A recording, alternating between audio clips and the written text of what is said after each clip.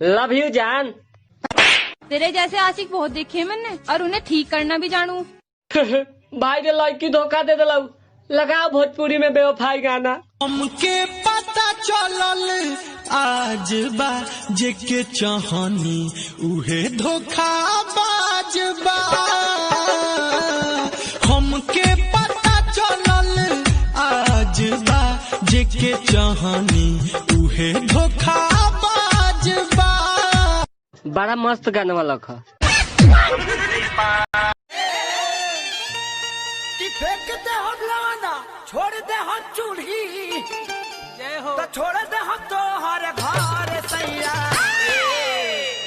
चैता में आवाना तो जाइब नहीं हार करे जा।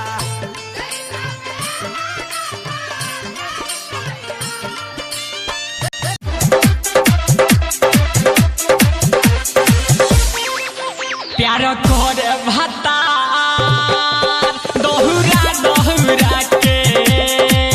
प्यार करे भतार दौरा दौरा के। कबो खियावे अपना हाथ से उठा के।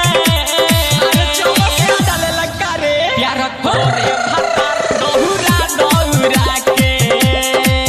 प्यार करे भतार दौरा दौरा के।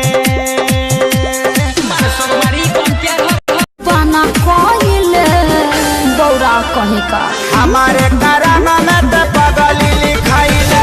हमरा से सुंदर थोड़ी मिली। टूटल चपला पेन्ही मिले चली आइले। ओही में बड़ा सुंदर एगो पवन सिंह के फिल्म आई रहे 2-4 साल पहले। फिल्मिया के नाम रहे देवरा बड़ी सतावेला। तारा बाबूजी के ऑप्शन में